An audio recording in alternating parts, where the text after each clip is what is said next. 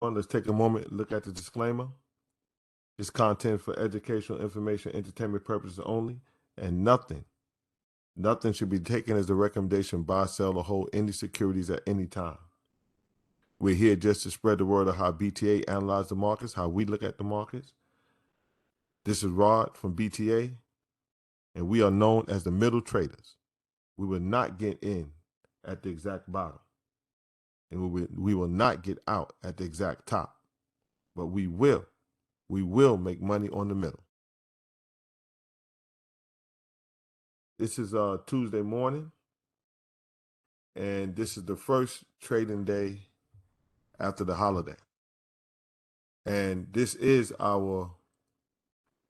according to our weekly Bollinger Band strategy, this is the pivot week, okay? But what I wanted to do is a quick update. So what we're looking at here is the DIA weekly chart, okay? This is a weekly chart of the DIA, the ETF that tracks the Dow Jones. And I want everyone to be aware and be careful because remember, we did close out last week at the very high of the week and also right on top of this green moving average on the weekly chart, which is the 8-week moving average. So the white line here is the 4-week, the green line is the 8-week, and the yellow is the 13. So we rat on this 8-week moving average. And that's very important because that could be a very key area of interest. That could be a key area of overhead resistance. So we need to get above that. So we got right now, it's almost 9 o'clock and the market hasn't opened yet, but the futures and the ETFs are trading down this morning. We had some bad economic news that came out overnight in Europe in regards to inflation numbers. Of course, we all know inflation is through the roof, but I guess they still trying to figure that out, right? But in the real world, we know it's inflation. You go to the grocery store, everything is up. Everything is up. Gas is up. Everything is up. So we know we have inflation. But in Europe, we had some economic numbers that came out overnight in regards to inflation. And those numbers were very high, showing Europe is having some serious inflation problems also. And we have some housing data that's coming out around 9 o'clock, basically home prices. And we have Case-Shiller's home indexes also coming out around 9 o'clock. So that can be a little cause an effect on the market, right? But the main thing that we need to be aware of is looking at our charts. Whatever happens in the economic news, that's one thing, but our charts are not going to lie to us. And we know that we are close right on this 8-week moving average, and the 8-week moving average is trading down. It's trending down. It's trending down. The 13-week moving average, which is the yellow line, moving average line, is also trending down. So this could be overhead resistance. Now, remember our weekly Bollinger Band strategy, okay? What's our signal to go in at the pivot? Okay, we got to get above this close, the high right here. Well, the closing price for last week, which is 332.07. So we got to trade above that. As long as we're trading below that, well, we're not going to be taking any action here at BTA, right?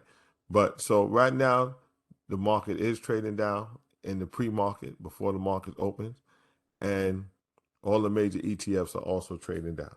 Now, let's look at a daily chart of the DIA. This is our price structure chart of the DIA, right? With our moving average line, with our trend lines and our horizontal support and resistance lines, right? So this is our price structure. And notice, we did break out of this channel. Okay, we had this downward channel here where prices were stuck inside this downward channel. We did break out of it last week. And then on Thursday, we had the follow today, and prices continue to move up on Friday. We got above this red line, which is a key weekly resistance level. All right. But we're coming right up on these levels right here, these horizontal resistance areas right here. So we got to get above this also. So this is another area of interest. So We trading right up to the 8-week moving average, and we also it's right around these key daily chart resistance areas. So we got to be careful. So we need prices to get above all of this. We need prices to get above all this. The top level here is at around 333.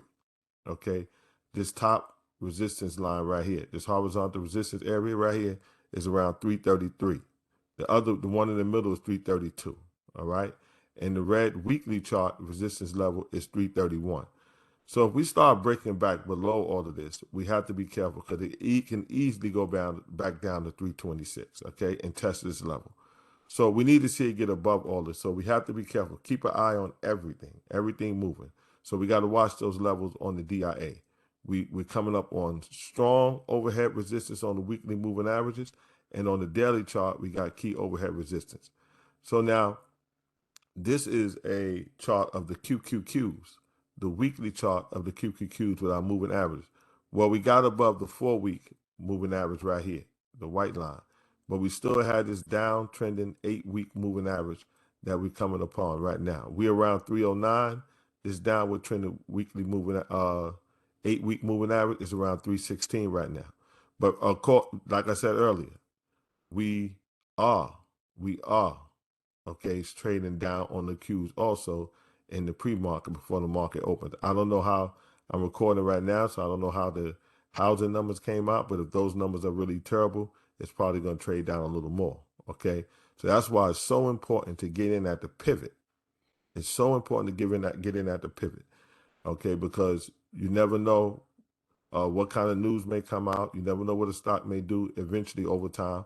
But at least if you get in at the pivot, you have a cushion. So when you're trading up to some of these key moving average areas, you have a cushion if it pulls back, and you won't take as big a loss, or hopefully you won't take a loss at all. You could get out at least even. But let's look at the daily chart of the QQQ. So we see here, before we move on to the daily chart, we above the 4-week. If we start breaking back below the 4-week, we have to be concerned. But we're above the 4-week, and we could trade up to this downward trending 8-week, and that can act as some serious overhead resistance. Now, let's look at the daily chart of the QQQs. And as you can see, we just peeked our head on the QQQs above this downward trending trend line, this channel, the upper trend line of this channel that we have here. We just got above this downward trending trend line, the top of the channel, okay?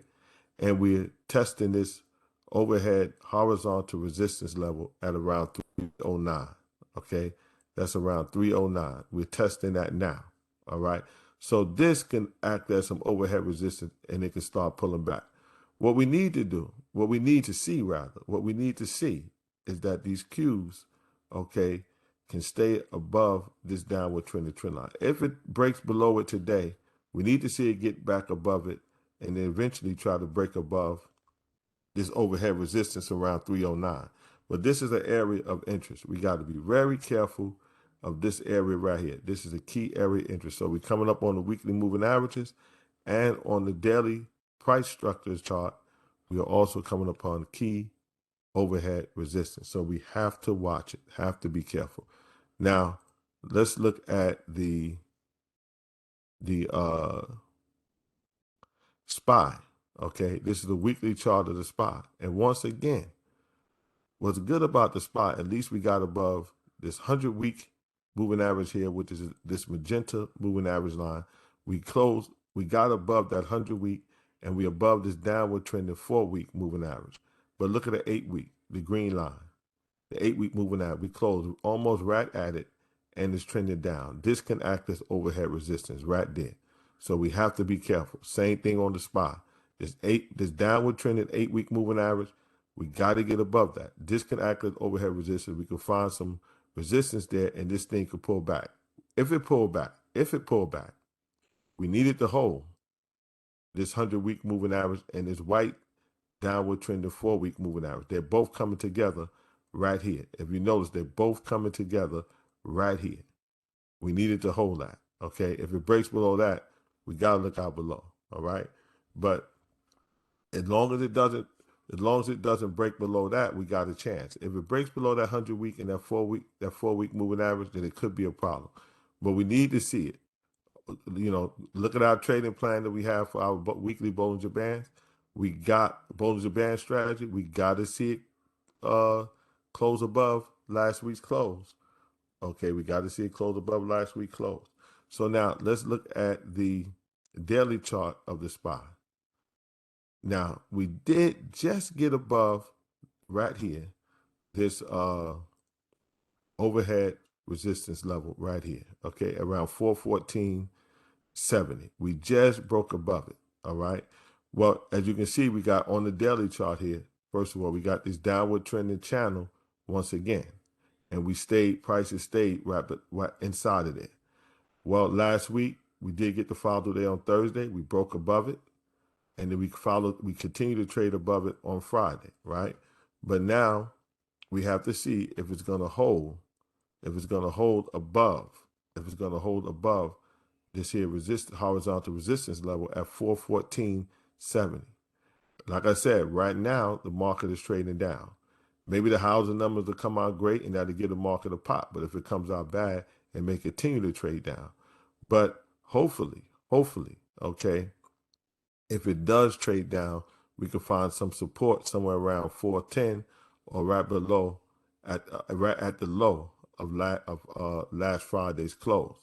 So we have some areas of interest that we're looking at for the SPY on the weekly chart, okay, with the key moving averages. And when you look at the daily chart, you got some overhead resistance areas that, we're testing right now. And like I said, the market is pulling back. It is pulling back right now in the pre-market. All right, so let's see what happens. Now, this is the IWM. We got the same problem. On the weekly chart, okay, of this, we're looking at the IWM on the weekly chart right now. And we have the same issue, okay? We have the same issue that we got above here, which is the 200-week moving average. That's good. The IWM trade right down to that, okay, which is a very long-term moving average. We don't hit that too often, right? But the IWM traded down to the weekly 200-week moving average, and then it bounced. Okay, we got above the 4-week white 4-week moving average right here, but look where we stopped at, right on the 9-week. Okay, right on the 9-week moving average. So we got to be careful. This can act as an overhead resistance. We got to get above that. We get above that, then maybe we can go and start trading to the 13-week, which is the yellow moving average line right here. But we have a lot of overhead resistance. So, we have to be very careful with this market, because even though we're looking for a rally, a little relief rally, a bounce, we know that this overhead resistance here, it could give us a lot of trouble. It could give us a lot of problems. So you want to be very careful, keep it close, just tight, stops very tight. You don't want to lose a lot of money in this thing. This thing can turn around. The economy itself is on the edge. Okay, any kind of bad news, bad economic stuff could cause this thing to collapse overnight. Okay, we got a lot of problems over there with Russia and Ukraine. It's a lot going on right now, so we got to keep our stops very tight. We got to pay very close attention to everything that's going on. So the IWM is coming upon some key overhead resistance right now. Now, let's look at the IWM on the daily chart, okay? And as you can see, we did, okay, when we got the follow through on Thursday, continue to trade up on Friday. We got above this internal downward trending trend line right here. We got above this internal downward trending trend line, but we still in the overall channel, okay? We're still in the overall channel. Let me see if I can draw that a little better. If you look right here, we got an overhead channel line right here coming down, and we got the lower channel line right here, okay? So we still inside the overall larger channel, okay, with the fans we drew right here. But now this internal downward trend line, we did get above that on Friday, because this is a daily chart of the IWM.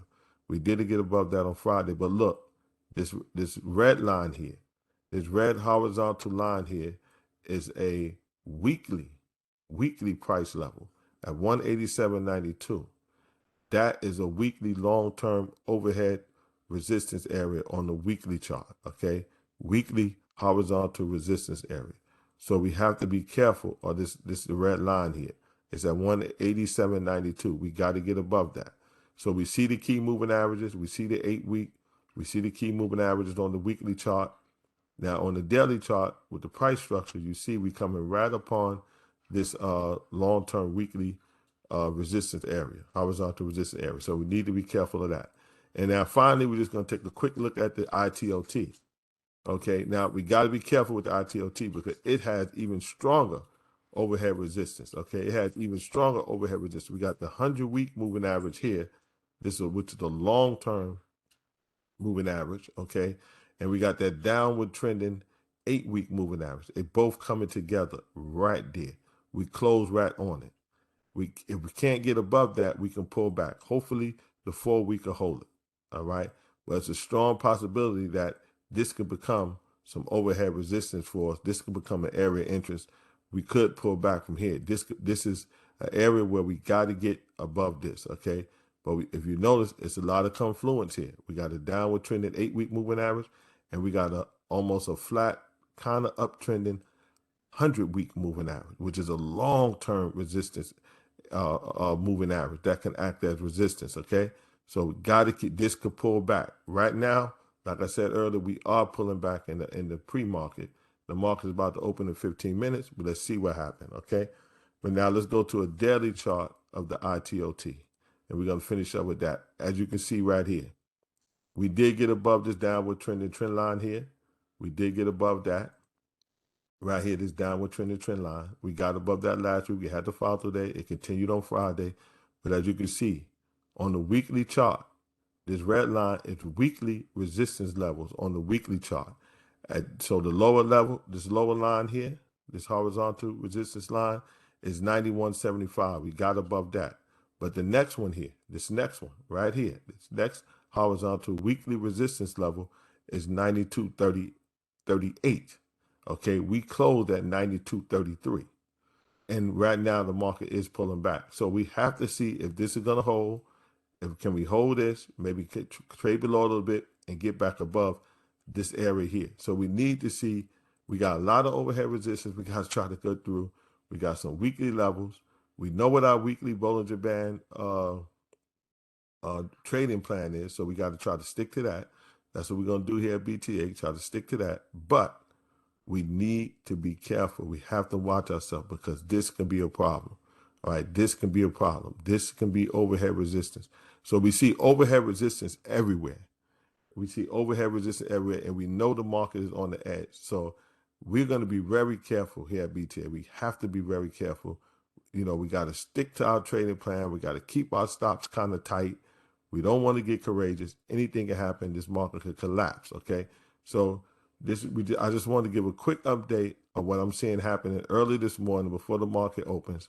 We are in a bullish upswing. You know what I mean? Lois is giving, we see it, we're in a bullish upswing, but we're swinging right into overhead resistance, right into it. I mean, we're smacking right into it. Are we going to break through it or are we going to pull back off of that? Well, that's to be seen. So look out for further updates. I'll be putting up some more updates throughout the day, and I hope everybody is well. Okay, take care.